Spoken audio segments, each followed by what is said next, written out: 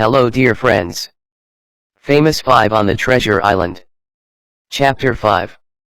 Before we starts, kindly subscribe our channel, and press the bell icon, so you can get all updates, thanks. A visit to the island. The children's aunt arranged a picnic for them the next day, and they all went off to a little cove not far off where they could bathe and paddle to their heart's content. They had a wonderful day, but secretly Julian, Dick, and Anne wished they could have visited George's island. They would rather have done that than anything. George didn't want to go for the picnic, not because she disliked picnics, but because she couldn't take her dog. Her mother went with the children, and George had to pass a whole day without her beloved Timothy. Bad luck, said Julian, who guessed what she was brooding about. I can't think why you don't tell your mother about old Tim. I'm sure she wouldn't mind you letting someone else keep him for you. I know my mother wouldn't mind. I'm not going to tell anybody but you, said George. I get into awful trouble at home always. I dare say it's my fault, but I get a bit tired of it.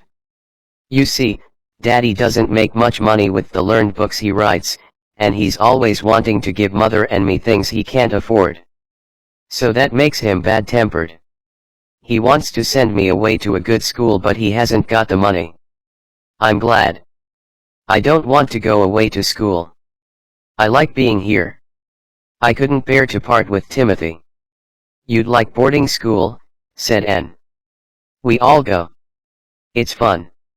No, it isn't, said George obstinately. It must be awful to be one of a crowd, and to have other girls all laughing and yelling round you. I should hate it. No, you wouldn't, said Anne. All that is great fun. It would be good for you, George, I should think.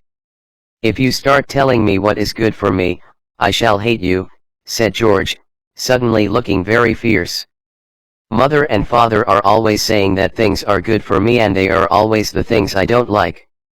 All right, said Julian, beginning to laugh. My goodness, how you do go up in smoke. Honestly, I believe anyone could light a cigarette from the sparks that fly from your eyes. That made George laugh, though she didn't want to. It was really impossible to sulk with good-tempered Julian. They went off to bathe in the sea for the 5th time that day. Soon they were all splashing about happily, and George found time to help Anne to swim. The little girl hadn't got the right stroke, and George felt really proud when she had taught her. Oh, thanks, said Anne, struggling along. I'll never be as good as you, but I'd like to be as good as the boys. As they were going home, George spoke to Julian. Could you say that you want to go and buy a stamp or something? She said. Then I could go with you, and just have a peep at old Tim. He'll be wondering why I haven't taken him out today. Right, said Julian. I don't want stamps, but I could do with an ice. Dick and Anne can go home with your mother and carry the things. I'll just go and tell Aunt Fanny. He ran up to his aunt. Do you mind if I go and buy some ice creams? He asked. We haven't had one today. I won't be long. Can George go with me? I don't expect she will want to, said his aunt. But you can ask her. George, come with me, yelled Julian, setting off to the little village at a great pace. George gave a sudden grin and ran after him. She soon caught him up and smiled gratefully at him. Thanks, she said. You go and get the ice creams, and I'll have a look at Tim. They parted. Julian bought 4 ice creams, and turned to go home. He waited about for George, who came running up after a few minutes. Her face was glowing. He's all right, she said. And you can't imagine how pleased he was to see me. He nearly jumped over my head. I say, another ice cream for me. You really are a sport, Julian. I'll have to share something with you quickly. What about going to my island tomorrow? Golly, said Julian, his eyes shining. That would be marvelous. Will you really take us tomorrow? Come on, let's tell the others. The 4 children sat in the garden eating their ices. Julian told them what George had said. They all felt excited. George was pleased. She had always felt quite important before when she had haughtily refused to take any of the other children to see Kieran Island, but it felt much nicer somehow to have consented to row her cousins there. I used to think it was much nicer always to do things on my own, she thought, as she sucked the last bits of her ice. But it's going to be fun doing things with Julian and the others. The children were sent to wash themselves and to get tidy before supper. They talked eagerly about the visit to the island next day. Their aunt heard them and smiled. "Well, I really must say I'm pleased that George is going to share something with you," she said. "Would you like to take your dinner there, and spend the day? It's hardly worthwhile rowing all the way there and landing unless you are going to spend some hours there." "Oh, Aunt Fanny. It would be marvelous to take our dinner," cried Anne. George looked up. "Are you coming too, Mother?" she asked. "You don't sound at all as if you want me to," said her mother, in a hurt tone. "You looked cross yesterday, too, when you found I was coming." "No, I shan't come tomorrow. But I'm sure your cousins must think you are a queer girl never to want your mother to go with you." George said nothing. She hardly ever did say a word when she was scolded. The other children said nothing too. They knew perfectly well that it wasn't that George didn't want her mother to go, it was just that she wanted Timothy with her. "Anyway, I couldn't come," went on Aunt Fanny. "I've some gardening to do. You'll be quite safe with George. She can handle a boat like a man." The 3 children looked eagerly at the weather the next day when they got up. The sun was shining, and everything seemed splendid. "Isn't it a marvelous day?" said Anne to George as they dressed. "I'm so looking forward to going to the island."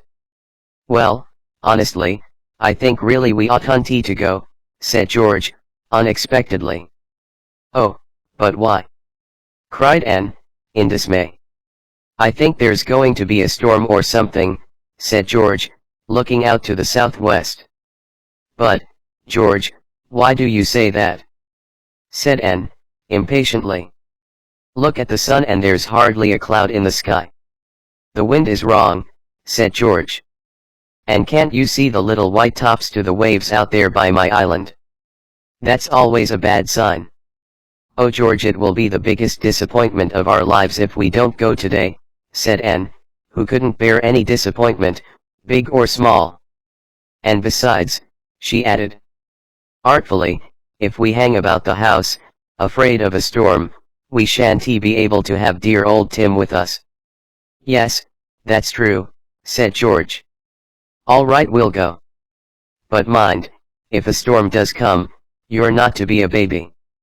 You're to try and enjoy it and not be frightened." "Well, I don't much like storms," began Anne, but stopped when she saw George's scornful look. They went down to breakfast, and George asked her mother if they could take their dinner as they had planned. "Yes," said her mother. "You and Anne can help to make the sandwiches. You boys can go into the garden and pick some ripe plums to take with you. Julian, you can go down to the village when you've done that and buy some bottles of lemonade or ginger beer, whichever you like." "Ginger pop for me, thanks," said Julian, and everyone else said the same. They all felt very happy. It would be marvelous to visit the queer little island. George felt happy because she would be with Tim all day. They set off at last, the food in 2 kit bags. The first thing they did was to fetch Tim. He was tied up in the Fisher boy's backyard. The boy himself was there, and grinned at George. "Morning, Master George," he said. It seemed so queer to the other children to hear Georgina called Master George. "Tim's been barking his head off for you. I guess he knew you were coming for him today." "Of course he did," said George, auntying him. He at once went completely mad, and tore round and round the children, his tail down and his ears flat. "He'd win any race if only he was a greyhound," said Julian, admiringly. You can hardly see him for dust. Tim. Hi, Tim. Come and say good morning. Tim leapt up and licked Julian's left ear as he passed on his whirlwind way. Then he sobered down and ran lovingly by George as they all made their way to the beach. He licked George's bare legs every now and again, and she pulled at his ears gently. They got into the boat, and George pushed off. The fisher boy waved to them. "You won't be very long, will you?" he called. "There's a storm blowing up. Bad one it'll be, too." "I know," shouted back George. "But maybe we'll get back before it begins. It's pretty far off yet." George rowed all the way to the island. Tim stood at each end of the boat in turn, barking when the waves reared up at him. The children watched the island coming closer and closer. It looked even more exciting than it had the other day. "George, where are you going to land?" asked Julian. "I simply can't imagine how you know your way in and out of these awful rocks. I'm afraid every moment we'll bump into them." "I'm going to land at the little cove I told you about the other day," said George. "There's only one way to it, but I know it very well. It's hidden away on the east side of the island." The girl cleverly worked her boat in and out of the rocks, and suddenly, as it rounded a low wall of sharp rocks, the children saw the cove she had spoken of. It was like a natural little harbor, and was a smooth inlet of water running up to a stretch of sand, sheltered between high rocks. The boat slid into the inlet, and at once stopped rocking, for here the water was like glass, and had hardly a wrinkle.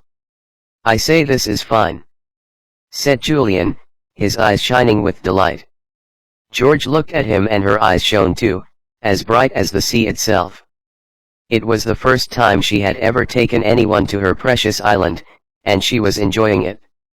They landed on the smooth yellow sand. "We're really on the island," said Anne, and she capered about, Tim joining her and looking as mad as she did. The others laughed. George pulled the boat high up on the sand. "Why so far up?" said Julian, helping her. "The tide's almost in, isn't it? Surely it won't come as high as this." "I told you I thought a storm was coming," said George. "If one does, the waves simply tear up this inlet, and we don't want to lose our boat, do we? Let's explore the island, let's explore the island," yelled Anne, who was now at the top of the little natural harbor, climbing up the rocks there. "Oh, do come on." They all followed her. It really was a most exciting place. Rabbits were everywhere. They scuttled about as the children appeared, but did not go into their holes. "Aren't they awfully tame?" said Julian, in surprise. "Well, nobody ever comes here but me," said George, "and I don't frighten them."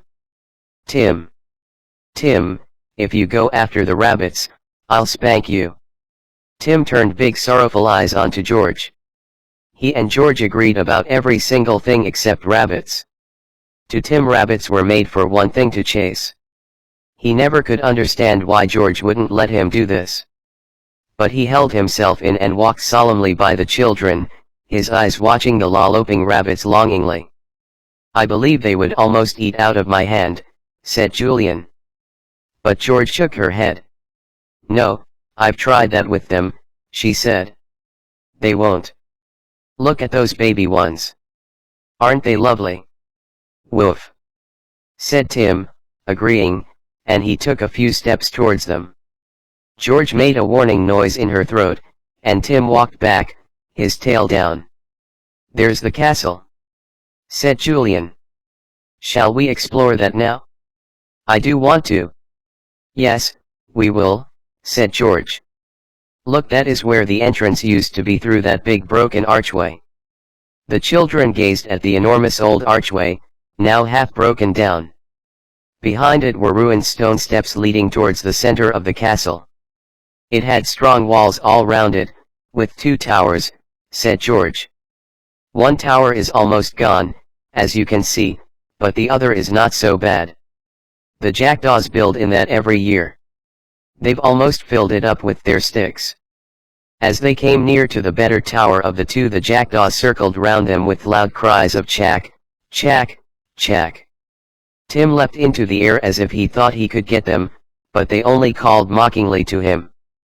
"This is the center of the castle," said George, as they entered through a ruined doorway into what looked like a great yard, whose stone floor was now overgrown with grass and other weeds. "Here is where the people used to live.